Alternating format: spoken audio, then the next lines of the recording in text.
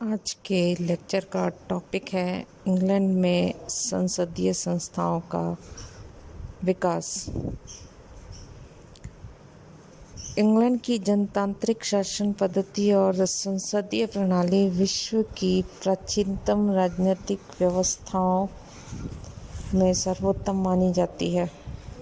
Munro ने तो प्रजातंत्र के क्षेत्र में इंग्लैंड को ही विश्व का प्रथम देश माना है। आज भी अनेक विद्वान इंग्लैंड की संसदीय व्यवस्था को विश्व की सभी संसदीय व्यवस्थाओं की जननी मानते हैं।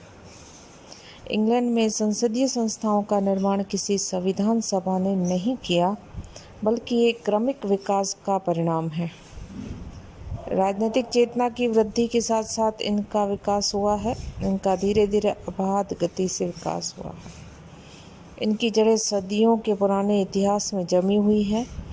ओंग तथा जिंक ने लिखा है कि इंग्लैंड की राजनीतिक संस्थाओं और प्रक्रियाओं के प्रस्तर बिंदु राष्ट्रीय इतिहास के उस राजमार्ग पर बिखरे हुए हैं जो भूतकाल में 1300 या 1400 वर्षों की लंबाई में फैला हुआ है।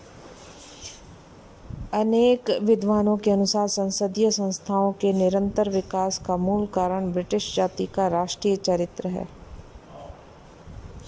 ब्रिटिश नागरिकों में बुनियादी बातों के संबंध में मैतज्ञ पाया जाता है और अनुदारवाद का स्वरूप इस भांति का है जिसमें प्राचीन संस्थाओं में आवश्यकता अनुसार परिवर्तन करके उसे नवीन परिस्थितियों के अनुरूप ढाल लिया जाता है। उदाहरण के लिए इंग्लैंड के इतिहास में एक समय ऐसा भी रहा है जब राजा वास्तविक शासक होता था।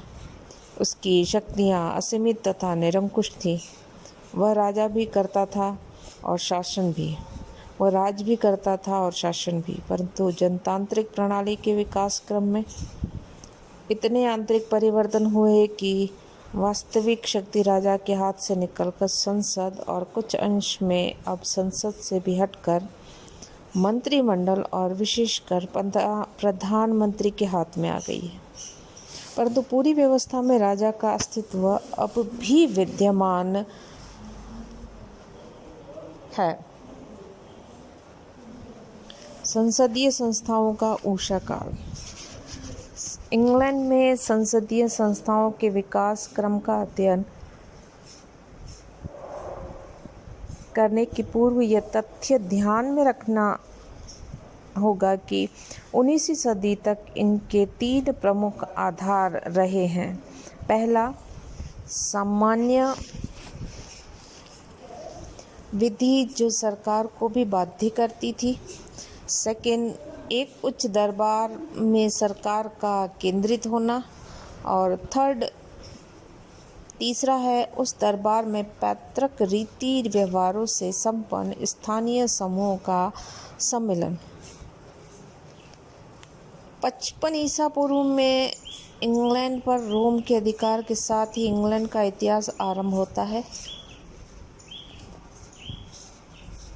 रोमनों ने इंग्लैंड पर लगभग 4 शताब्दियों तक शासन किया।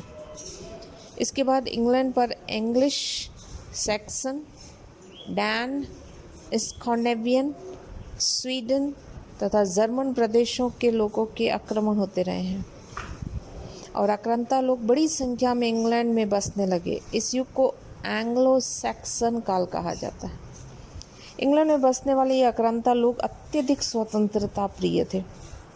इसी काल में राजतंत्र और स्थानीय शासन की नींव पड़ी। इन्होंने पूर्वी इंग्लैंड में 7 पृथक राज्यों की स्थापना की। बाद में वेसेक्स के राजघरानों की सर्वोच्चता स्थापित हो गई और अल्फ्रेड 871 ईस्वी से लेकर नॉर्मन विजय 1066 ईस्वी तक पूरे इंग्लैंड पर इसी का शासन रहा। यद्यपि इंग्लैंड के 7 राज्यों ने एक शासक के अधीन संगठित होने में तो सफलता प्राप्त कर ली, परंतु उन्होंने अपनी स्वतंत्र सत्ता का त्याग नहीं किया। अलग अलग नेताओं के नेतृत्व में 7 राज्य अर्लमन के रूप में संगठित विशाल राज्य के अंग बने रहे। राज्य का शासन विट्जेनमार्ट अर्थात बुद्धिमानों की सभा द्वारा होता रहा। इस सभा में राजा के संबंधी, गांव के वयोवृद्ध लोग, चर्च के अधिकारी, सेना के कर्मचारी व महत्वपूर्ण कार्यकर्ता सम्मिलित होते थे। शासन प्रबंध में इसका पूरा अधिकार था। राजा के साथ वह कानून बनाते थे, वह कर लगाते थे, वह दीवानी तथा फौजदारी मामलों में उच्च न्यायालय का कार्य भी करते थे। इस सभा को आधुनिक संसद और मंत्रिमंडल के बीच कहा जा सकता है। एंग्लो सैक्सन काल को एक अन्य विशेषता स्थानीय स्वशासन का सूत्रपात है। समूचा देश शायरों और शायर हैंड्रेड्स उप प्रदेशों में विभाजित था। हैंड्रेड्स गांव तथा नगरों में विभक्त थे। प्रत्येक हैंड्रेड में एक स्थानीय सभा होती थी जहां जनता एकत्र होकर आंतरिक मसलों पर विचार विमर्श करती थी। इस प्रकार स्थानीय शासन का सूत्रपात हुआ। ब्लैकस्टोन नामक विद्वान लिखते हैं कि इंग्लैंड की स्वतंत्रता उसकी स्वतंत्र स्वायत्त संस्थाओं की देन है। अपने पूर्वज सैक्सनों के समय से ही अंग्रेजों ने नागरिकों के कर्तव्य और उत्तरदायित्वों को सीखा है।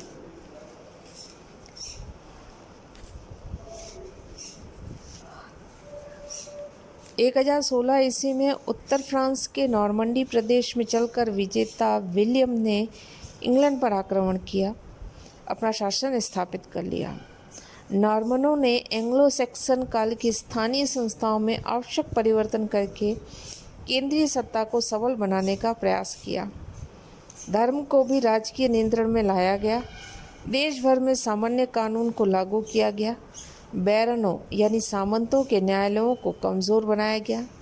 चर्च के न्यायालयों के अधिकारों को सीमित कर दिया गया। इससे इंग्लैंड में केंद्रीकृत शासन की नींव और अधिक मजबूत होती चली गई। नॉर्मन काल में 2 प्रशासनिक संस्थाओं का विकास देखने को मिलता है। पहली है मैग्नम काउंसिलियम अथवा बृहद सभा और दूसरी है क्यूरिया रेजिस या शाही परिषद।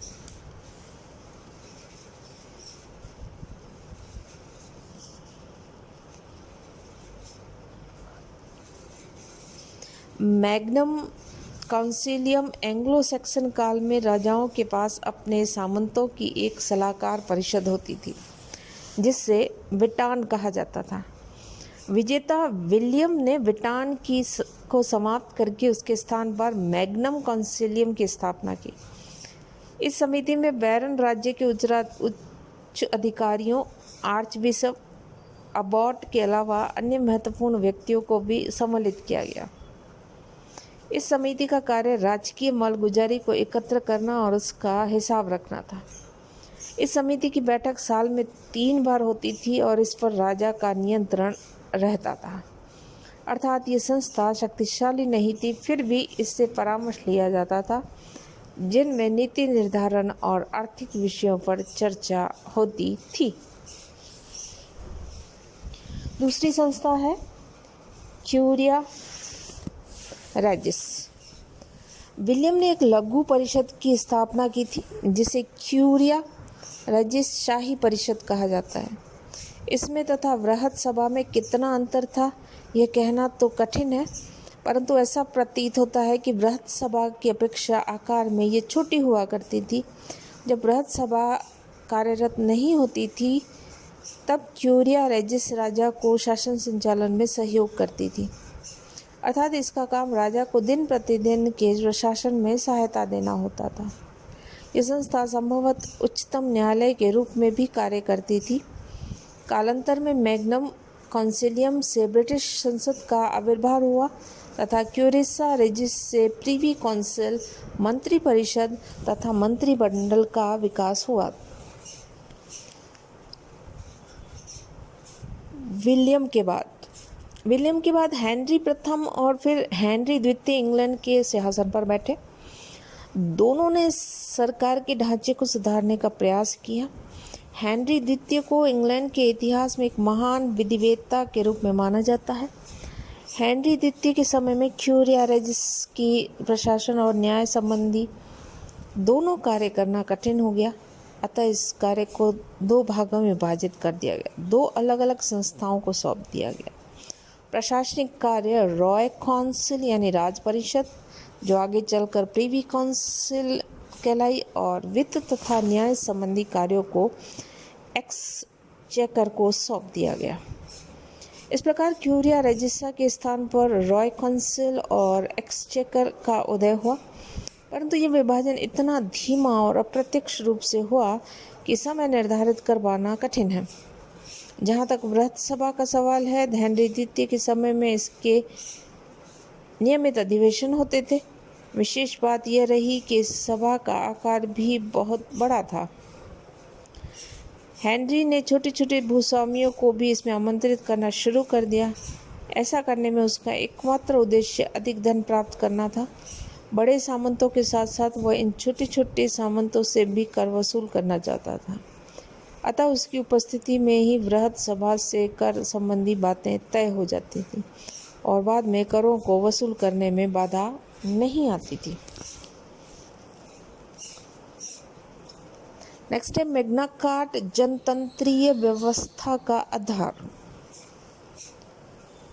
बृहत सभा के अधिवेशन में दूर दराज से आने वाले भूस्वामियों को अपने ही खर्चे पर लंदन आना पड़ता था और अपने निवास तथा भोजन की व्यवस्था स्वयं करनी पड़ती थी। यह बात उनको अखरने लगी, क्योंकि राजा सभी कानूनों का स्रोत और निर्माता था। वह स्वयं कर लगा सकता था। बृहत सभा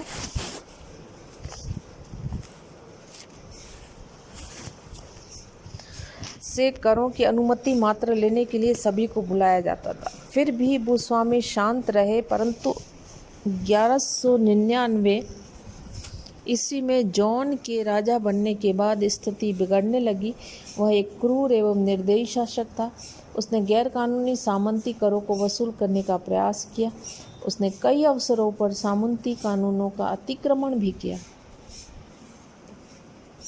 परिणाम यह निकला कि उसके सहयोगी एक मित्र भी उनके विरोधी हो गए। 1213 ईस्वी में सेंट अल्बास नामक स्थान पर बैरनों एवं प्रमुख लोगों की एक सभा हुई, जिसमें शासन सुधारों के साथ साथ नागरिकों के अधिकार पत्र को तैयार किया गया। 1215 ईस्वी में अधिकार पत्र राजा जॉन की स्वीकृति के लिए उसके सामने प्रस्तुत किया गया। जॉन समझ गया कि इसे स्वीकार न करने का अर्थ होगा भावी गृह युद्ध को न्योता देना, जिसके लिए वह तैयार नहीं। अतः विवश जॉन ने 15 जून 1215 को इसके ऊपर अधिकार पत्र को स्वीकार कर लिया। इस महाअधिकार पत्र को मैग्ना कार्टा के नाम से पुकारा जाता। इसमें कुल 63 धाराएं थी, जिनसे माध्यम से राजा की शक्तियों पर अंकुश लगाने का प्रयास किया गया। यह अधिकार पत्र इंग्लैंड के संवैधानिक इतिहास में एक महत्वपूर्ण लेख माना जाता है। इसमें 2 पवित्र सिद्धांत निहित थे। प्रथम, कानून राजा से भी सर्वोपरि होता है, और दूसरा, यदि राजा देश की सामान्य विधि को तोड़ता है तो राजा को भी देश के कानून को मानने के लिए बाध्य किया जा सकता है। इन 2 सिद्धांतों के ताज की शक्तियों को सीमित कर दिया और राजा को अवश्य ही कानून का पालन करना चाहिए का प्रयोग 2 अंग्रेज शासकों एडवर्ड द्वितीय और रिचार्ड द्वितीय को गद्दी से च्युत करने में किया गया।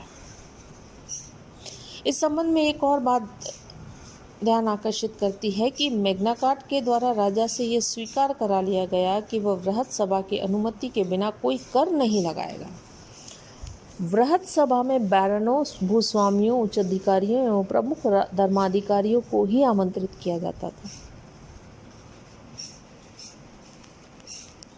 अतः कर लगाने का या लगाने की सम्मति देने का अधिकार चंद प्रभावशाली लोगों तक ही सीमित था, परंतु कालांतर में ये जनता का मौलिक अधिकार बन गया।